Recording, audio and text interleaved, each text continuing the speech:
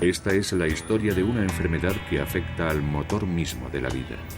Una enfermedad que priva a nuestro cuerpo de energía y provoca ceguera, problemas renales y ataques cardíacos. La diabetes afecta a 16 millones de personas en Estados Unidos y a 130 millones en todo el mundo.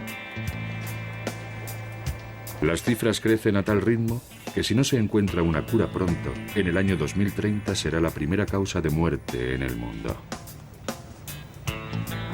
Yo pensaba tener una vida corta, pero pasarlo en grande, hacer el loco, lo que me diera la gana y dejar un bonito cadáver. Imagine que tiene que pensar en respirar cada vez, que quiere respirar y que si se le olvida, comienza a ahogarse. Así de duro es padecer diabetes. No tengo ningún problema con el hecho de que en mi cuerpo haya células de cerdo que producen insulina, porque la insulina de cerdo me ha mantenido sano y vivo muchos años, porque sin esa insulina, la gente como yo estaría muerta.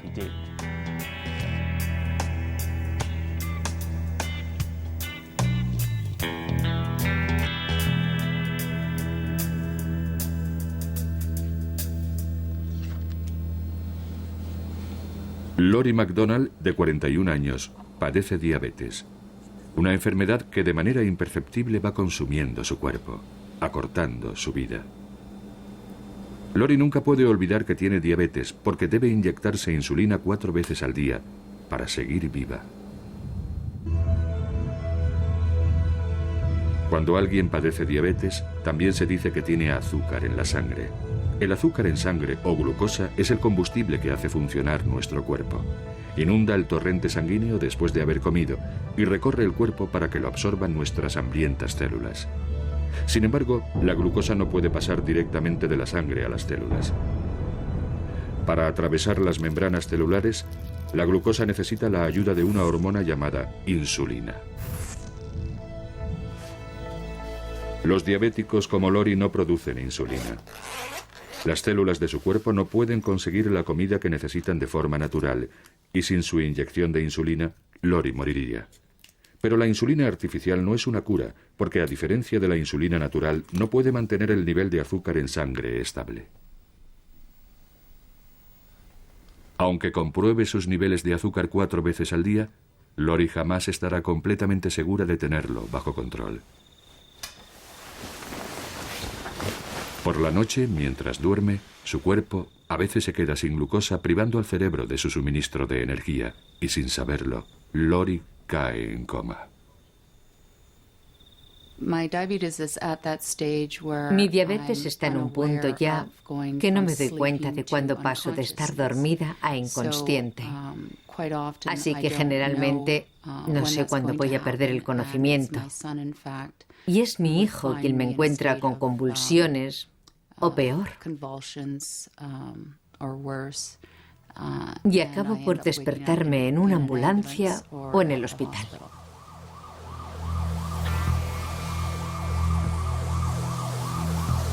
La diabetes puede afectar a cualquiera en cualquier momento de su vida.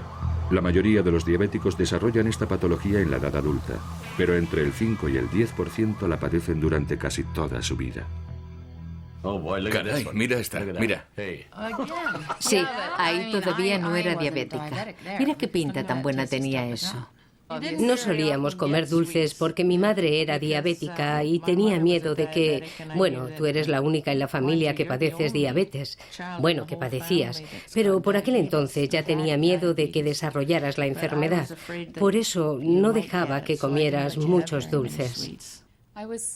Tenía 6 años cuando me diagnosticaron la enfermedad. Estaba en un picnic con mi madre y ella reconoció los síntomas al momento. Le pregunté por qué bebía tanto y me dijo que tenía sed. Así que enseguida me preocupé, porque ese es uno de los síntomas de la diabetes, beber mucho. Me asusté bastante. Al día siguiente me llamó el médico y me dijo que padecía diabetes del tipo 1, la peor. Me di una buena panzada a llorar, pero después me serené y, bueno, no quería que Lori notara que había llorado. Ella jamás me ha visto llorar.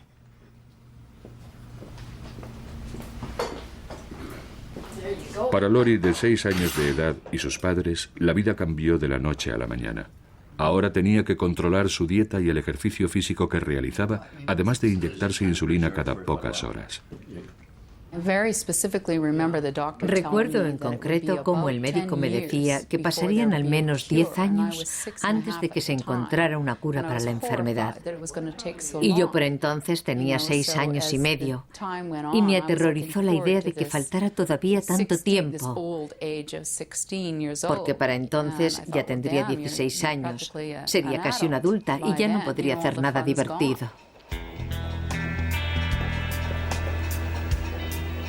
La diabetes se está convirtiendo con gran rapidez en la enfermedad con mayor tasa de mortalidad del mundo. En los últimos 10 años, el número de diabéticos ha aumentado en más de un 30%, y de momento no parece que esta tendencia vaya a cambiar. La principal causa de esta epidemia es el sobrepeso, un problema cada vez más común. Al engordar parece que nuestro cuerpo pierde la habilidad de controlar los niveles de glucosa en sangre. Así es como el 90% de los diabéticos desarrollan la enfermedad y se conoce como la diabetes tipo 2. Sin embargo, el caso de Lori es diferente. Como diabética de tipo 1, no produce nada de insulina. Su cuerpo, posiblemente como consecuencia de algún virus, acabó con todas las células del páncreas que producían insulina.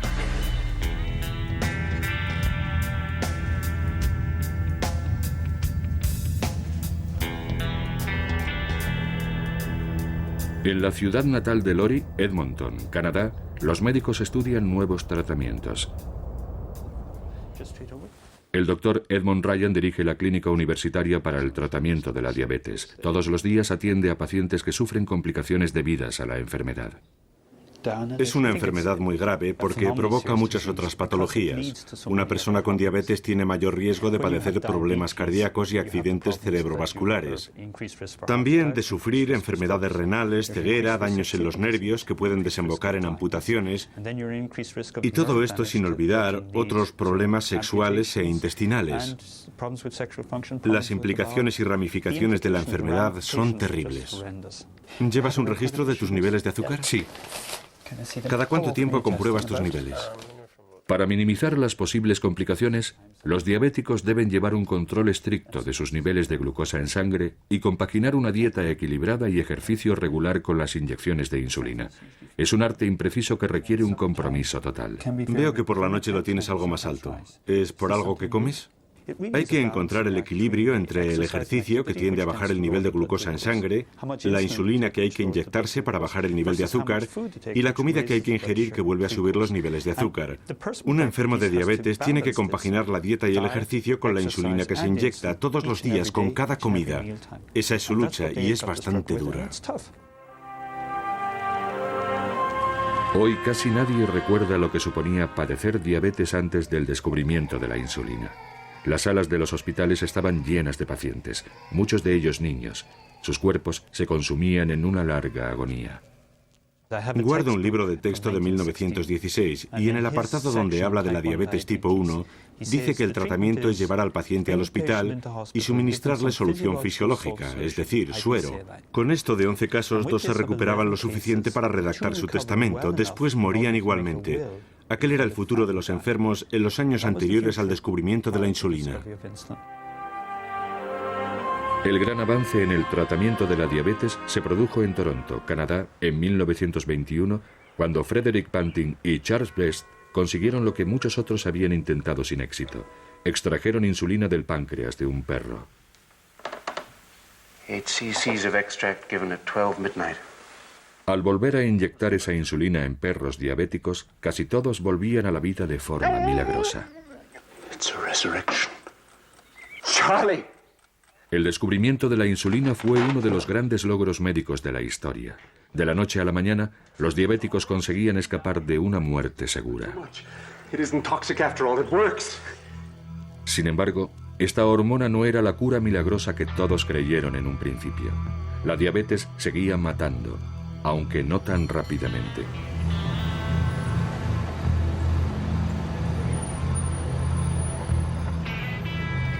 La diabetes no se hereda, pero un niño de padres diabéticos tiene muchas más posibilidades de desarrollar la enfermedad que otros sin ningún caso en la familia. Scott tiene 45 años y la diabetes está presente en su familia desde hace 2 generaciones. Este es mi abuelo. Creció en Indiana y desarrolló la enfermedad siendo ya adulto. Fue una de las primeras personas en tratarse con insulina y eso hizo durante un par de años hasta que finalmente murió. Hacía poco que habían descubierto la insulina y se pensó que era la respuesta a la enfermedad. Todavía se desconocía que era bastante más complicado.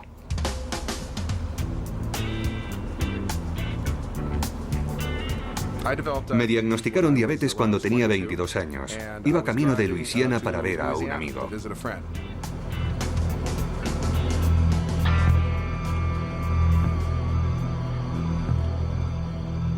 Recuerdo que comencé a sentirme mal y mi estado empeoró conforme avanzábamos hacia el sur. Tuvimos que detenernos varias veces para comprar Coca-Cola o algún otro refresco con azúcar. También noté que algo me pasaba en los ojos, porque no veía bien. Aquella noche no pude dormir. Me encontraba tan mal que fui al médico al día siguiente. Una vez en la consulta le conté lo que me había pasado en los 2 últimos meses y me dijo que tenía diabetes. Pero para estar seguros me midió el nivel de azúcar en sangre y el resultado se salía de las tablas. Era superior a 800. Increíblemente alto. Me llevé una gran sorpresa y lo primero que se me pasó por la cabeza fue mi abuelo, que murió de esta enfermedad. Después pensé que jamás volvería a comer dulces y luego que aquello no me gustaba nada. La forma en que yo me enfrento a los problemas es aprendiendo todo lo que puedo sobre ellos, de modo que acabé convirtiéndome en un experto en la materia. Y ahí es cuando comencé a investigar sobre la diabetes. Creo que las personas que no padecen diabetes no nos entienden. Cuando piensan en un enfermo de diabetes, piensan en el fastidio de tener que inyectarse insulina a uno mismo. Pero eso no es lo peor. Cualquier diabético le dirá que uno se acostumbra enseguida. El problema es el control estricto y constante de los niveles de azúcar en sangre, no las inyecciones. Si con ponerse 2 inyecciones al día bastara y no hubiera que preocuparse más por el nivel de glucosa, sería una enfermedad menor. Pero es mucho más que eso, porque si te quedas corto con la insulina, el nivel de azúcar en sangre se dispara y si te pasas, se desploma.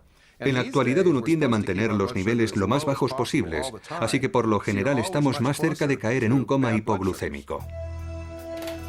Todos los días, diabéticos como Scott se mueven por la fina línea que separa niveles altos y niveles bajos de azúcar. El órgano que depende por completo de la glucosa es el cerebro.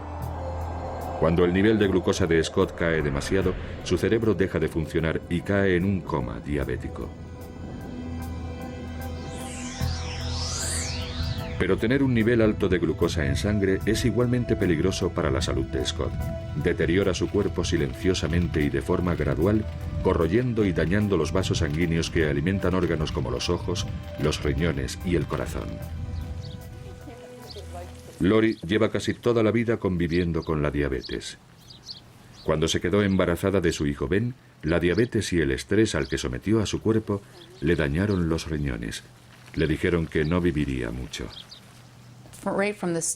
Desde el principio decidí tener una vida corta, pero pasarlo en grande, hacer el loco, lo que me diera la gana. Y después dejar un bonito cadáver. Ese era el plan.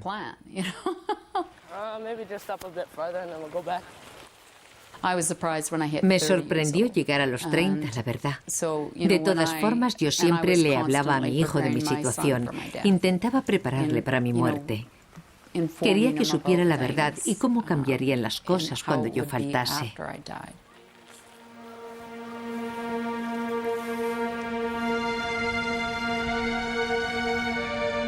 Además de las complicaciones derivadas de su diabetes, Lori luchaba a diario por controlar su nivel de azúcar en sangre. Inyectarse la cantidad de insulina adecuada no es una ciencia exacta, y Lori descubría que a veces sus niveles bajaban demasiado. Al final el cuerpo se acostumbra a los altibajos de glucosa, así que no te das ni cuenta.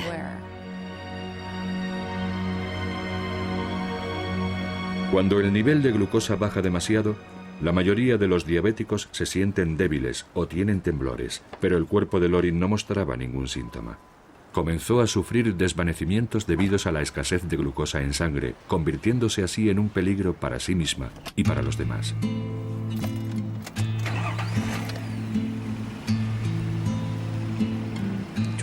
Conducir es peligroso porque nunca sé si estoy al 100%. A veces voy conduciendo por la carretera y comienzo a sentir que pierdo la concentración, que no veo bien, que tengo problemas para distinguir las líneas discontinuas.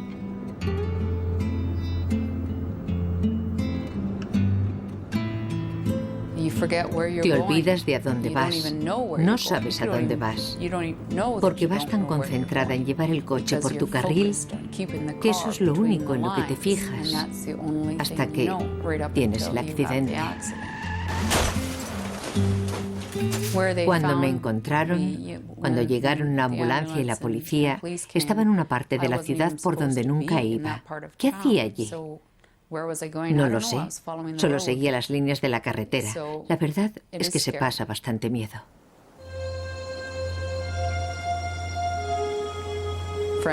Sinceramente, yo ya no esperaba que encontrasen ningún remedio o cura para mí. Puede que sí para los diabéticos recién diagnosticados, pero no para mí.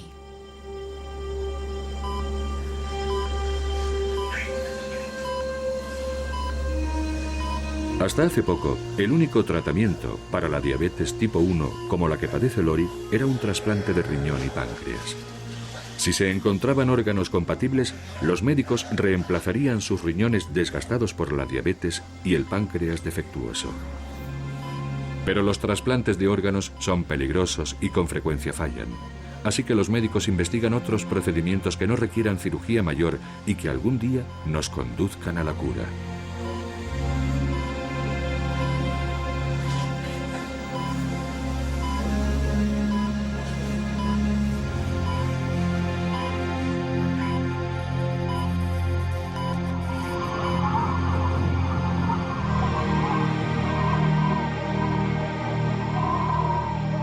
A mediados de la década de 1980, la búsqueda para encontrar una cura de la diabetes se centraba en la extracción de las prometedoras células de los islotes pancreáticos, las células que segregan la insulina. Hay más de 1 millón de islotes repartidos por todo el páncreas. Su función es detectar y reaccionar ante cualquier cambio en los niveles de glucosa en sangre, liberando insulina cada vez que comemos.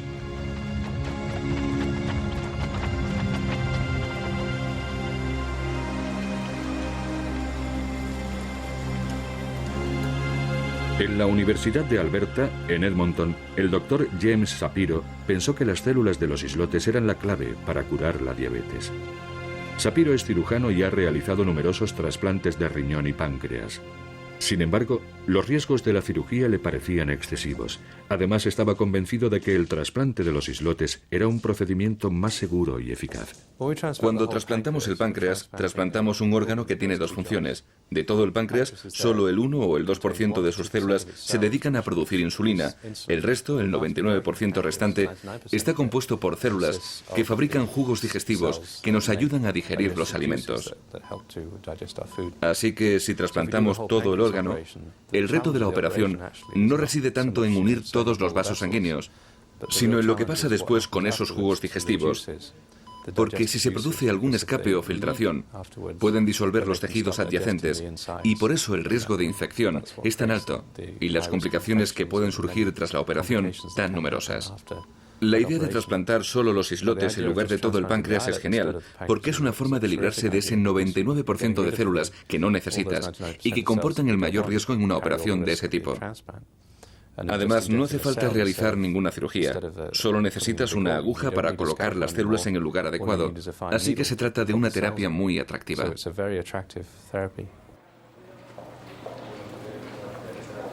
El trasplante de los islotes era una especie de chiste entre los especialistas de todo el mundo. Se había intentado centenares de veces, pero el porcentaje de éxito era de tan solo un 8%. James Shapiro pensó que podía mejorar esas estadísticas implantando más islotes y cambiando los fármacos que se utilizaban hasta entonces para evitar el rechazo. Sus pruebas demostraron que muchos de esos medicamentos eran tóxicos para las células de los islotes. De modo que desarrolló una nueva combinación de fármacos conocida como el Protocolo Edmonton. En 1998 comenzó los ensayos con 7 diabéticos. Cuando comenzamos los ensayos con humanos en 1998 y 1999, nuestro primer paciente dejó de pincharse insulina, pero no nos pusimos a dar saltos como locos porque pensamos que quizá había sido cuestión de suerte. Así que seguimos con un segundo paciente, un tercero, un cuarto, un quinto, un sexto, un séptimo, y solo entonces redactamos un artículo y lo publicamos. La acogida en todo el mundo fue espectacular, y entonces nos dimos cuenta de que habíamos logrado dar un gran paso adelante, porque habíamos pasado de un porcentaje de éxitos del 8% a un 100%, aunque fuera en un grupo de solo 7 pacientes.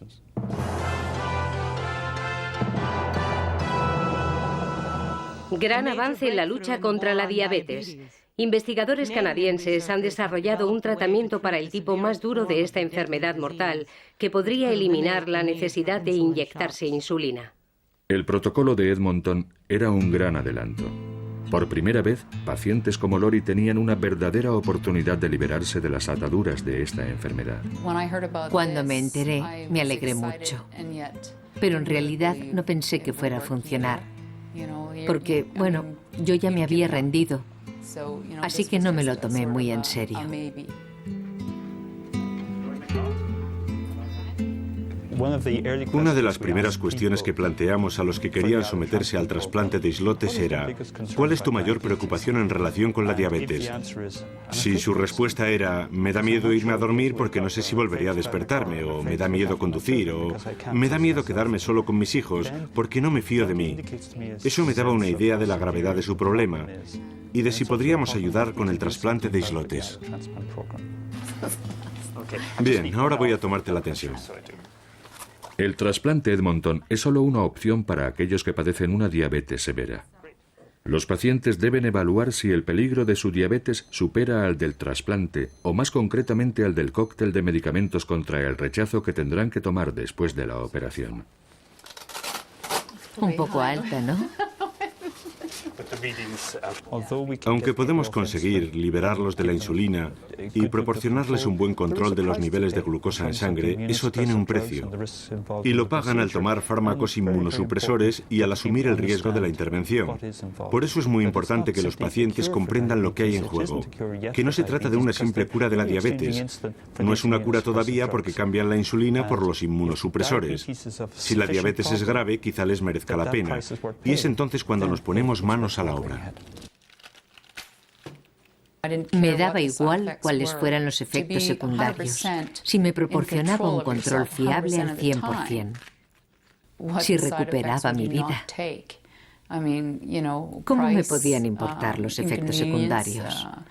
Lo que quiero decir es que no importa cuál sea el coste o a qué debas renunciar, porque recuperar el control de tu vida es algo que no tiene precio.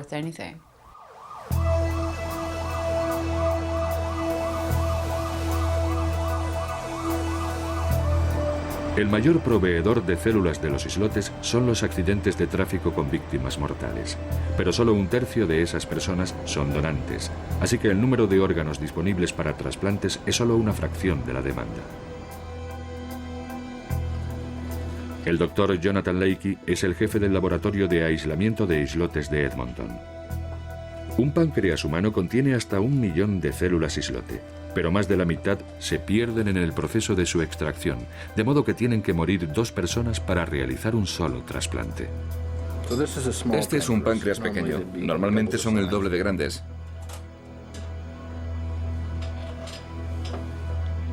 Son muchos los factores a tener en cuenta a la hora de extraer los islotes del páncreas de un donante. Por ejemplo, la edad del donante, la causa de su muerte, cuánto tiempo ha tardado en llegar el órgano hasta nosotros aquí en Edmonton. Cuando comenzamos el proceso de extracción, el órgano pesa aproximadamente entre 100 y 150 gramos. Durante el proceso, le quitamos el tejido disuelto, que se ha convertido en una especie de sopa, y luego limpiamos la porción que contiene los islotes. There you go. Turn it right down. 200. Go ahead and take the sample. Y al final del procedimiento tenemos solo unos 3 o 4 centímetros cúbicos, es decir, una cucharadita de células que después trasplantaremos al paciente diabético.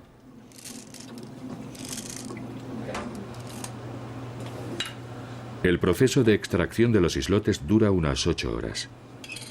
El Dr. Leakey toma muestras de células constantemente para saber cuál es el momento óptimo para su extracción. La ciencia de la extracción de los islotes es casi un arte porque hay que tomar decisiones muy importantes durante todo el proceso. Y aquí la experiencia y el saber hacer desempeñan una función crucial. Si tomas la decisión equivocada o lo haces demasiado tarde, entonces los islotes se disocian o se separan en células individuales. Y las células sencillas no funcionan. Necesitamos extraer el islote como una unidad.